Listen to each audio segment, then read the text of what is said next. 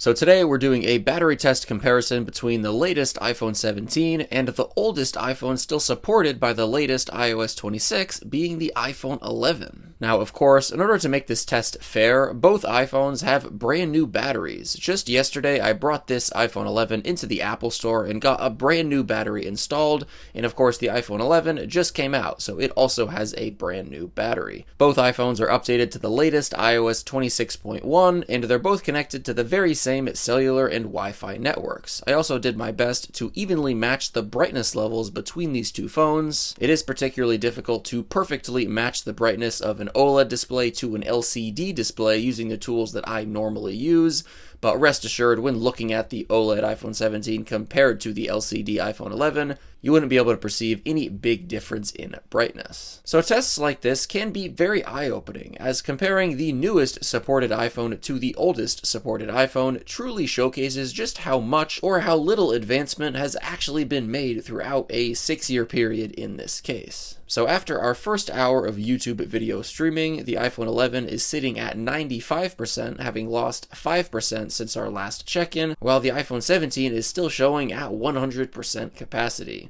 So moving on to an hour of web browsing on reddit.com. And guys, if you ask me, tests like this are arguably more valuable than the ones when I'm comparing several of the newest iPhones, as when you're comparing one generation to the very next generation to the very next generation, you only notice the minor improvements each generation brings. But when you stack together the 5 iPhone generations in between these two devices and remove them, just comparing the oldest generation supported to the newest generation supported, you really get a look at the accumulated upgrade over time that many people who are upgrading from devices like the iPhone 11 or the iPhone 12 will actually receive when they get a new iPhone 17. And checking in after 1 hour of web browsing, the iPhone 11 is sitting at 83%, having lost 12% from our last check-in, while the iPhone 17 is at 93%, having lost 7% from our last check-in. So already we're seeing a pretty consistent and big gap in performance. It's night and day already, with them drifting further and further apart with each check-in. Moving on to 1 hour of scrolling on Instagram now. So there's a lot of factors that contribute to such a big difference. Of course, just the straight up capacity difference, the iPhone 11 having a 3,110 milliamp hour battery, while the iPhone 17 has a 3,692 milliamp hour capacity. There's also a lot of other changes, such as the display tech difference, the iPhone 11 having an LCD panel with a max 60 Hz refresh rate, while the iPhone 17 has an OLED panel with a max 120 Hz refresh rate. There's also the chipset efficiency difference. The iPhone 11's A13 chip is not nearly as efficient as the iPhone 17's A19 chip, and many more differences. Again, this is the accumulated effect of years of upgrades. And checking in after an hour of Instagram, the iPhone 11 is at 65%, having lost 18% from our last check-in, while the iPhone 17 is at 88%, having lost only 5% since our last check-in. It is pretty wild how much of a difference there already is. I mean, just this last check-in, from losing 18% to 5% on phones that are only 6 years apart, even with the iPhone 11 having a brand new battery as well. We're moving on to an hour of scrolling on TikTok now, by the way. But yeah, this big difference does go to show you the small steps in battery performance we see each year do truly add up in just over half a decade in this case, which is honestly the rate at I think most iPhone users should be upgrading their iPhones at nowadays. And checking in after an hour of TikTok, the same trend is continuing, with the iPhone 11 sitting at 52%, having lost 13% from our last check-in, while the iPhone 17 is at 83%, having only lost 5% since our last check-in. And guys, AI is everywhere nowadays, with seemingly every company releasing some form of it. But honestly, the vast majority of AI tools out there haven't been that useful for me, but as soon as I tried the new Opera Neon agentic web browser who sponsored today's video, I was immediately impressed with how it's able to both keep me organized and automate large portions of my web browsing experience, saving a lot of valuable time. As someone who does a lot of research and always has several tabs open, I've really been enjoying the Neon Tasks function, as it intelligently organizes your work into self-contained workspaces based on the different topics you're reading up on. In addition to organizing your workspace, you can also use their built-in AI to analyze, compare, and act across multiple tabs within a task, without accessing information from other parts of the browser.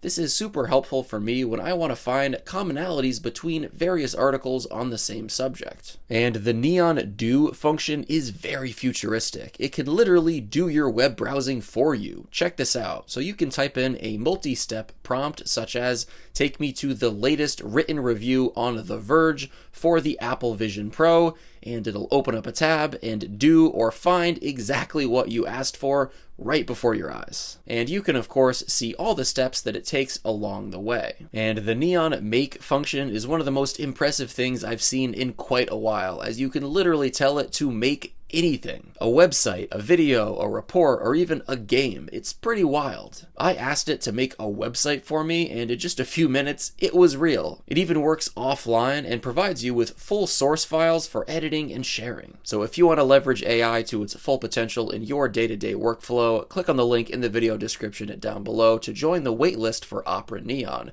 Agentic web browsing starts here. Huge thanks to Opera Neon for sponsoring this video and for showcasing one of the most actually useful applications for AI that I've ever seen. So continuing with the test here, we're moving on to an hour of playing Minecraft.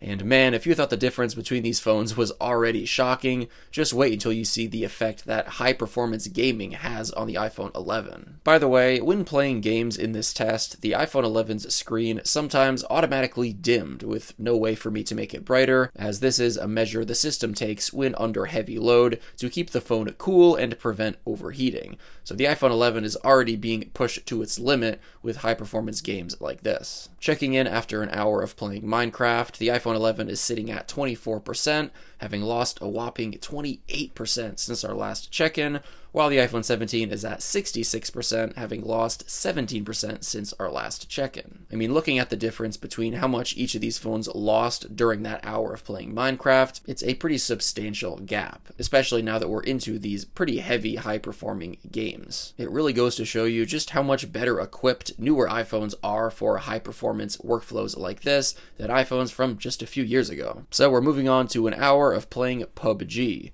So I know most of us probably don't play these crazy high performance games for hours on end like this on a regular basis, so definitely keep in mind for the final results of this test, which we'll take a look at in a second, that this is a stress test meant to cover some of everything, so it's not going to be representative of real life for most people. That being said though, even for typical web browsing, video playback, and social media scrolling, as you've seen, the iPhone 17 is still dramatically better when it comes to battery performance in comparison to the iPhone 11. And checking in after an hour of playing PUBG, the iPhone 11 is on the brink of dying, barely hanging on at just 1%, having lost 23% since our last check-in, while the iPhone 17 is sitting just over the halfway charged mark, still at 54%, having lost 12% since our last check-in.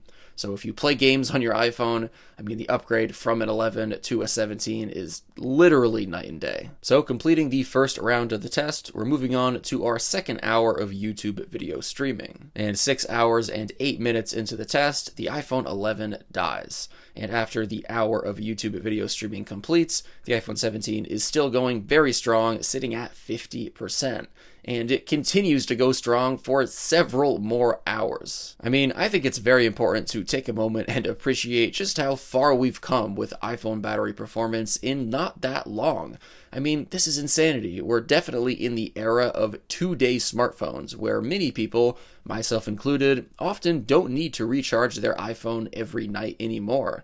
If you have a lighter day of usage on a modern iPhone, you can easily make it 2 days, or at least a day and a half, before needing to recharge again. And guys, finally, at 12 hours and 31 minutes into the test, the iPhone 17 dies. So taking a look at the final results, there's just no denying that we've come a long way since the 2019 iPhone 11 all the way up to the 2025 iPhone 17. I think anyone who's frustrated with the battery performance of their iPhone 11 or even iPhone 12 will definitely not be disappointed with the battery performance of the iPhone 17. As someone who's conducted iPhone battery tests for years, I've definitely seen the steady improvements that each generation brings, over the last 5 to 6 years. But even me having that context, comparing, again, a 6-year-old iPhone to a brand new iPhone, I think is very important, as it just shows you, again, how fast, all things considered, we are actually advancing when it comes to battery performance on the iPhone. People love to say that Apple just releases the same phone every year,